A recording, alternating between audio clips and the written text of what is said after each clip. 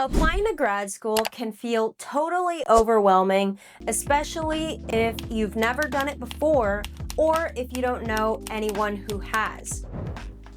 The process is a bit confusing, there's a lot to keep track of, and if you're still an undergrad at the time of applying, it can feel like a lot to balance. In this video, I'll walk you through exactly what you need to know about the graduate school application process, some tips for applying, and a timeline to keep you on track. My name is Alexus, and I am a 5th and final year PhD student studying oceanography at the University of Hawaii at Manoa.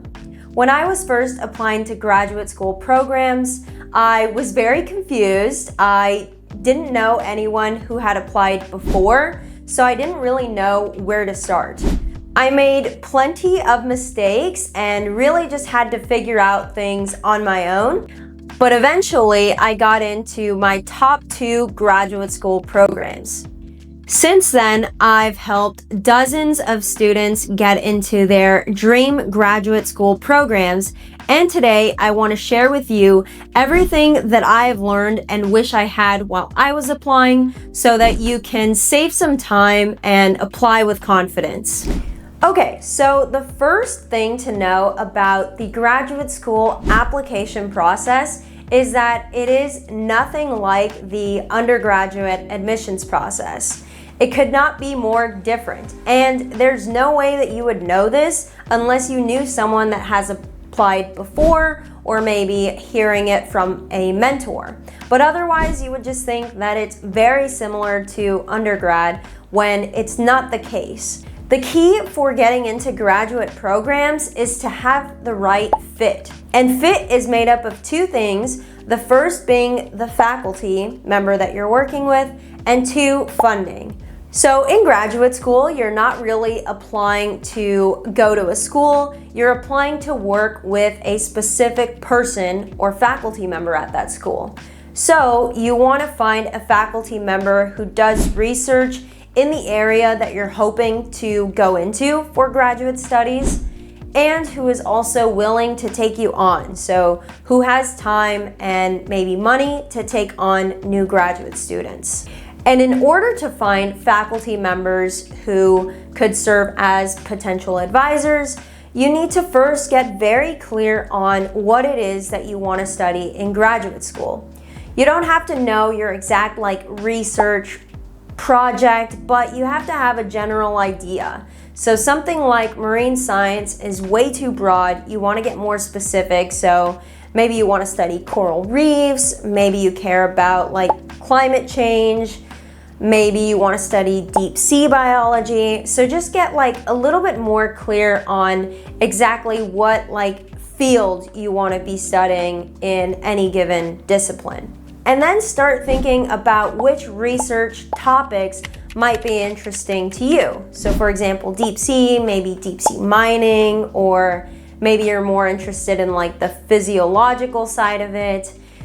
Just start trying to get a little bit more specific to what research ideas sound interesting to you. And the point of doing this so that you can then find the schools and faculty members that are doing that type of research. Because the next step is to reach out to those faculty members or those specific labs. Basically, you want to tell them that you're applying to graduate school programs and that you're interested in the work they're doing in their lab or at their school. You want to tell them exactly why you're interested in working with them compared to other schools, and you want to be very familiar with the work that they're doing. And this is the real key to getting into grad school, is to find a faculty member that seems interested in working with you, likes you as a person, likes what you've done in the past, and believes that you would be a good addition to their research group.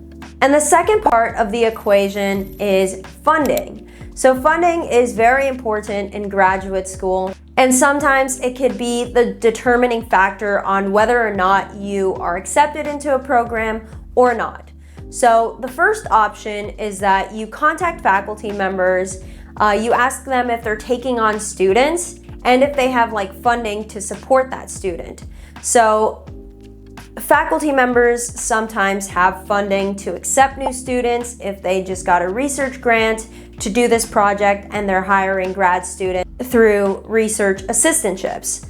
That's option one. That's by far the best because you come in on an RA-ship. You don't have any other like additional TA responsibilities. Option two is that your department or university has funding to support new graduate students. This could be that they have like maybe private donors or research grants, fellowships, scholarships, some sort of thing to accept new grad students. Or more commonly, they can accept new graduate students and support them through TA-ships. So this is when you have like teaching responsibilities for about 20 hours a week, and the rest of the 20 hours per week go towards your actual research as a grad student. Option three for funding is that you apply for external fellowships like the Fulbright or the NSF GRFP. This can be a little bit difficult, especially as an undergrad who doesn't have experience applying for funding. But if you're able to pull it off or find a mentor that can help you with that process, it's going to make you much more competitive of a graduate school applicant. And this is because you're coming with experience applying to grants. So this shows that you're very serious about going to grad school. You took things into your own hands, took some action, found some funding opportunities. And if you receive the funding, then it looks so much better because you're basically just bringing yourself, someone who's willing to do work with your own money, and just saying like, I have my own money, I want to work with you. And usually if you're bringing your own funding, then it's so much easier to find faculty members that are interested in working with you. It's not like an absolute guarantee. You still have to mesh well with the faculty advisor and they have to want to work with you, but it really does increase your odds of finding a graduate program. Okay, so that is basically everything you need to know about why the graduate school applications process is different than undergrad, and just having a basic understanding of how the admission process works in terms of faculty and funding. Next, I want to go over the key components of a graduate school application and what each component consists of. So first, you have the statement of purpose. This is going to be about 2 to 3 page statement or essay.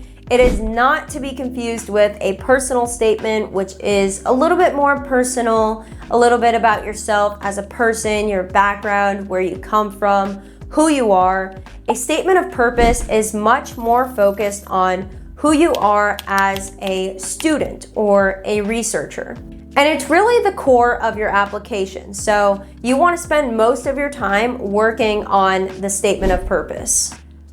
So the purpose of this document is to show to them who you are, kind of where you come from, and how you've developed this interest in what you're saying you want to study in grad school. You have to make it very compelling and give them confidence that you actually need to go to grad school. They want to accept people who actually need a master's or need a PhD in order to accomplish their long-term career goal. You're not like tied to what you say your long-term career goal is, but you want to make sure that you've thought of one and that you need a master's or a PhD in order to accomplish that goal. Next, you want to tell them about your background. So if you're applying to work in this field, ideally you have taken some courses in undergrad that are related to that field that can be directly applied to graduate school.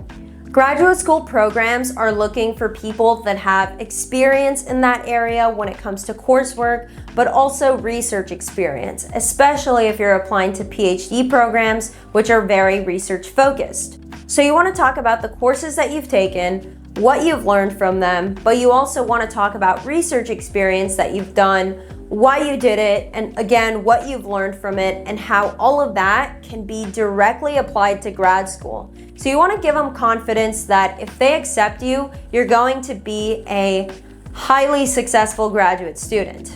And lastly, you want to be specific in your statement of purpose. So you want to show them that you've tailored this to their program by mentioning different faculty members that you want to work with, and that hopefully you've already been in contact with. Say why you want to work with them, why you would be a good addition to this department. Also, be sure to use language that you see in terms of like their mission, values, or maybe resources for that specific university. So if they say something about like collaborative or I don't know, diversity, you want to make sure that you're showing that you're a good fit for that program by talking about the things that are unique to that school and important to that school. The next key component is your CV, which is basically like a resume, but much longer, more comprehensive, and more focused on your research experience. So I think some of the times you'll need to upload your CV into the application portal. So you want to make sure that you have a very strong version of your CV ready to go to send out to potential faculty advisors in those emails that you'll be sending. And if you're applying for any funding, they're probably going to need your CV. And also spending some time on your CV and focusing on what you've done in the past can really help you think about the skills that you've acquired, which will be useful for talking about them later in your statement of purpose. So it's just all like interconnected, and I think spending some time on creating a strong CV will only help you with the rest of the process and make it much smoother. I actually made a whole video on how to write a strong CV from start to finish for grad school, sharing my own personal example that got me into graduate school. So if you need a little bit more help, go check out that video. The third component is letters of recommendation. So for graduate school, usually they'll be asking for 3, strong is important, letters of recommendation from people that know you well and can really back up your CV, skills and experience that you mention in your statement of purpose. So you want it to be very specific to you and to your application. You really don't want a letter from a random professor of a class that you took that's not really relevant, or maybe it's just a bit generic. That's not going to do you any good. It cannot be from a friend, so it has to be from usually a professor that you have a good relationship with, that you did really well in that class. Usually like higher division classes like 400s and I don't know, higher than that. Or like research advisors, or maybe like clubs, organizations, or internship advisors. That would also be good. So you want people that are going to talk about you as a student, so showing that you are a good student, you have potential to do really well in graduate school. You want someone who can talk about your research experience and who you are as a researcher. You want them to back up research that you've done in the past, skills that you've developed, and who can tell the admissions committee that, yes, this person is definitely going to be a strong researcher in their graduate field study because of all of these things that they did in undergrad. So those are some ideas for letters of recommendation, but basically you want them to be strong, that are really going to convince the faculty member and admissions committee that they have to accept you because you're just the best choice. Other application materials are going to be official transcripts that you need to send to each program that you're applying to. Sometimes GREs are required. It could be the general GRE or the subject test, so you'll want to look into that for the different programs that you're applying to and be prepared. You'll need the TOEFL test, so that's like showing that you're proficient in English if you come from a foreign country that does not speak English. So keep that in mind if you're applying as an international student. Sometimes diversity essays or just like smaller essays are required in the actual application, so you'll want to keep track of that and don't forget those. And in addition to the statement of purpose, CV, letters of rec, there's also going to be an application portal, which is like basic information about yourself. Sometimes you have to type in like things from your CV into their application portal. So yeah, just make sure that you save yourself time for all of those additional steps. You can start it a bit later because it's not as important as the statement of purpose, letters of rec, contacting faculty, but definitely don't forget to do all of that stuff. Okay, so if you're finding the video helpful so far, I would really appreciate it if you guys can take a second to hit the like button and consider subscribing if you want to see more content like this. This really helps the algorithm and it helps other students that need help see this video. Also, if you would like to see the information from this video in a little bit more detail in a written format, I've made a free guide on how to apply to graduate school. The link will be in the bio and pinned as a comment if you want to go check it out. Back to the video. Okay, so now that you know a little bit about the graduate admissions process, the core application materials, I wanted to give you an example of a timeline that you could actually follow in order to apply to graduate school this fall for 2025. Okay, so as I'm making this video, it is now the beginning of July. So if it's also July for you, congrats, you're starting with a perfect amount of time. You're in a good place. But if you're watching this later after it's been posted, no worries, because I'm gonna give you the timeline so you can see and like compare yourself to where you are and just do what you need to do to catch up and put yourself in a good position for finishing your grad school apps. So beginning in July, the very first thing that you want to do is to start thinking about what type of research do I want to do in grad school? What fields, what subjects, what topics, what research sounds interesting to me, and what can I see myself doing that's like kind of related, or like I have put myself in a good position to study based on what I've done in undergraduate school. As soon as you've identified a few topics, they don't all have to be the same, you can start looking into faculty and departments and schools that are doing research in those areas.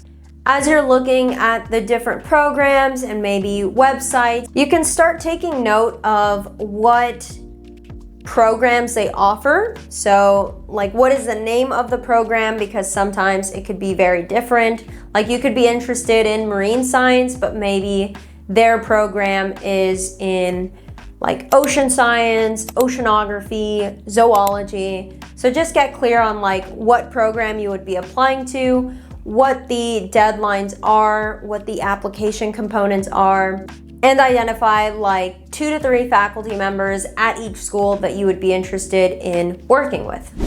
Next, you also want to start thinking about the GRFP. So once you've looked through some of the programs that you want to apply to, it helps to make a spreadsheet for each program that you're interested in. So you can have something like name of the school, name of the program, 2 to 3 faculty members that you want to work with, the application cost, whether or not they require the GRE, deadlines, and any other things about the school that would be helpful to know and like see in one place. Then once you have that list of schools and you're building that spreadsheet, you want to start thinking about whether or not you need to take the GRE, the general test, or the subject test. So keep that in mind. And if you are going to be taking the GRE, then you want to make sure that you start studying a little bit. And now could be a really good time to start studying.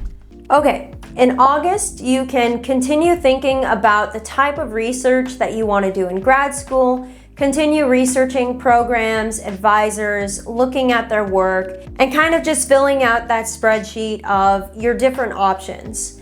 And this is a really good time now that you've done a little thinking about what you actually want to study in graduate school, what your options are for like different programs that you can apply to.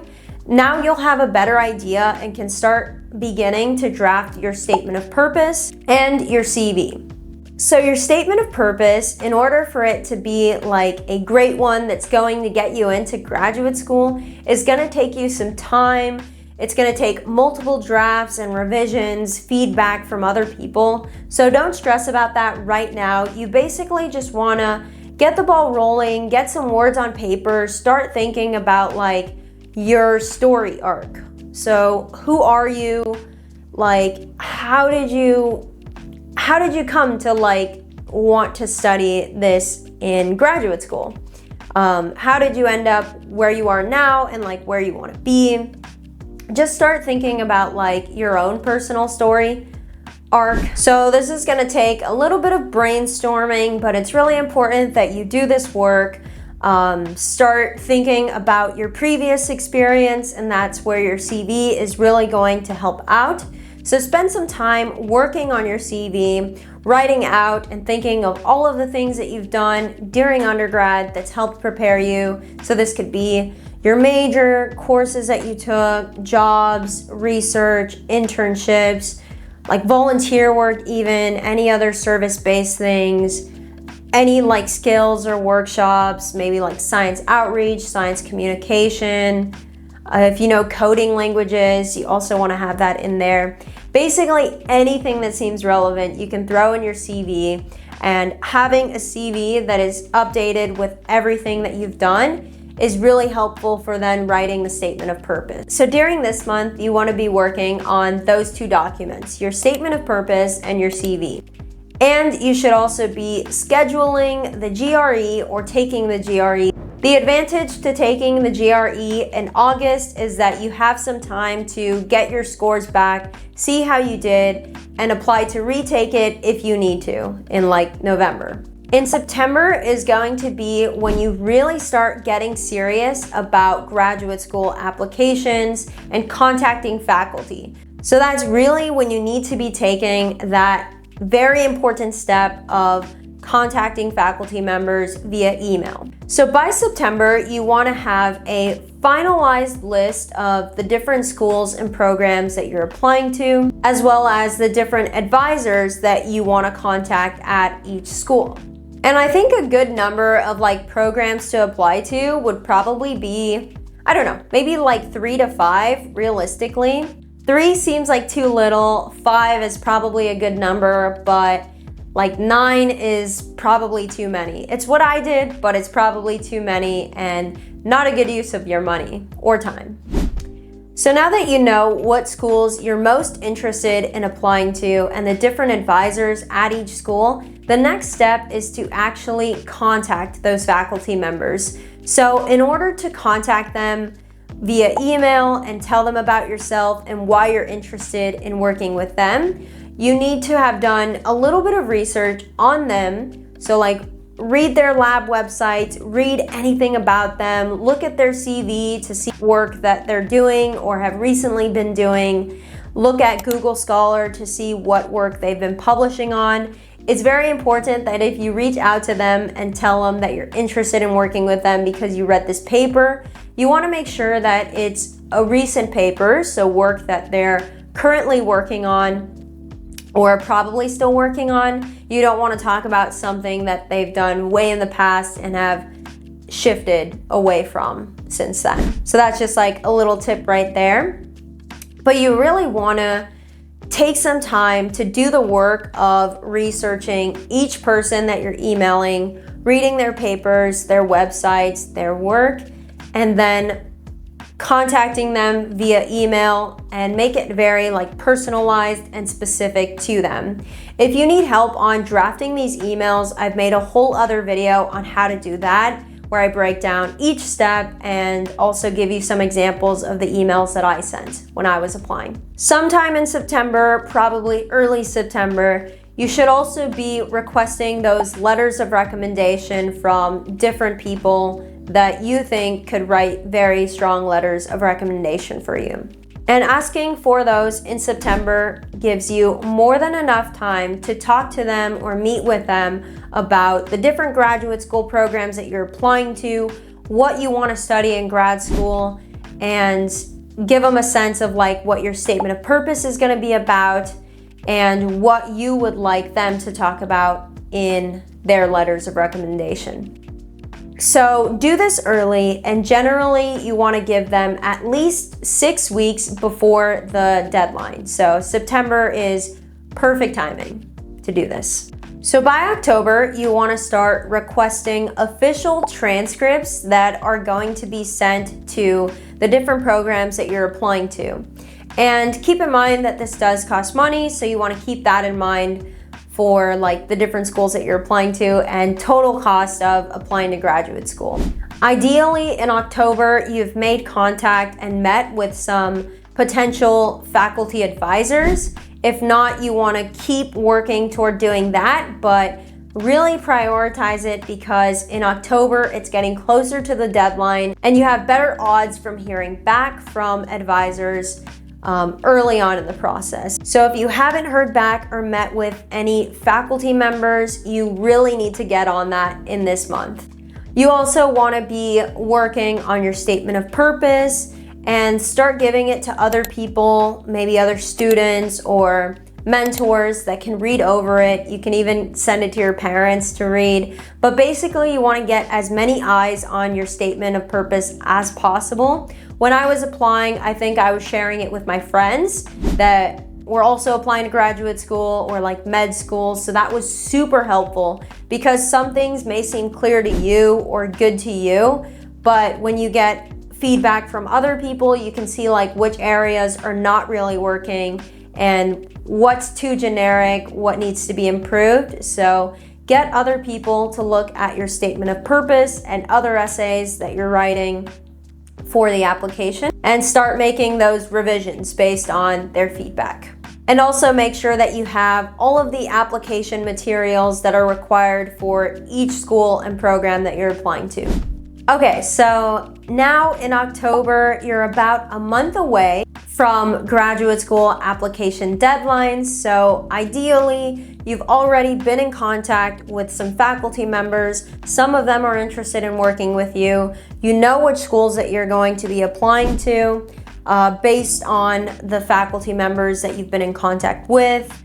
You should have already gotten some feedback on your statement of purpose. So now you've had time to like make some revisions and really strengthen your statement of purpose. So now would be a good time to start finalizing the edits to that and really just make sure that it's like polished, no typos, and basically just ready to submit. In November is also a good time to take any remaining exams that you need, like the GRE, if you're retaking that, or the TOEFL test, if that's something that you need to take.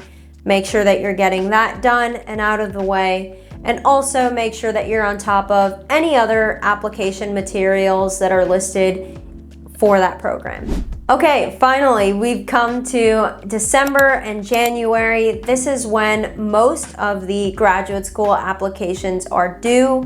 Some of them are due in late December or like early decision programs could be late December. But for the most part, it's throughout December and January. So during this time, really just get all of your stuff together, make your final touches, and finally submit all of those applications, making sure that you're submitting everything that's required.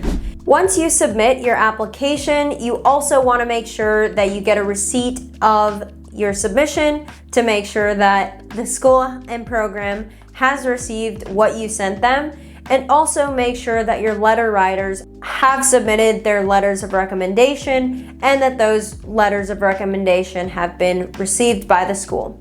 Now is also a good time to thank and show your appreciation for the people that wrote your letters of recommendation. That was like very nice of them for doing so. It was a very important part of the graduate admissions process. So thank them for taking the time, and also thank anyone else who's helped or mentored you during the graduate school application process, maybe some friends that read over your statement of purpose or another mentor. Just take some time and thank them. Okay, so around the new year, around January or like mid-January, you should be done with all of your applications. So congrats on getting to that point. That is awesome. It took so much work to get there. So celebrate a little. You've done a huge thing. Just applying to grad school is a job in itself. So take some time to like relax and reflect on everything you've done and start thinking about the next steps. So usually you should start hearing back from the schools around February or March if they're interested in having you over for in-person interviews, or maybe if they want to set up like virtual interviews. It should be around that time period. Some schools also have big recruitment weekends where it's part of an interview, but also they're showing you the different stuff that they do at their schools. They're trying to recruit you, they want you, but it's also an interview at the same time, or like a two-way interview. So those will also take place in February and March. And if it's possible, now would be a really good time to visit the schools and the campuses that you've applied to see how the place is in person. Maybe talk to some of the students there, see if they're happy, see what they have to say about the program, and also to see if you would be happy living in that place, going to that school for 2 to 3 or like 5 to 6 years.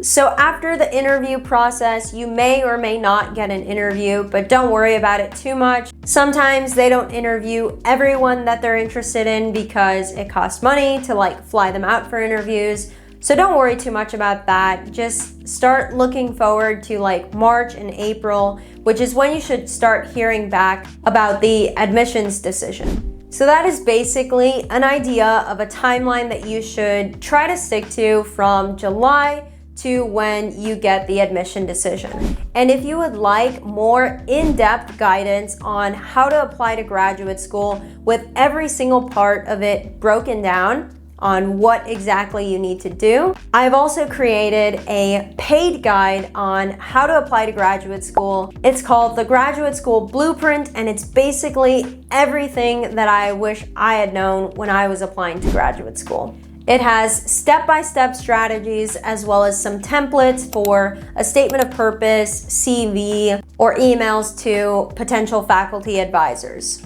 If you're interested in getting the blueprint, the link is going to be in the video description, so go check that out. If you got any value out of this video, then you're going to love this next one on how to email potential faculty advisors for graduate school applications. I think it'll be very helpful, so go watch that one next.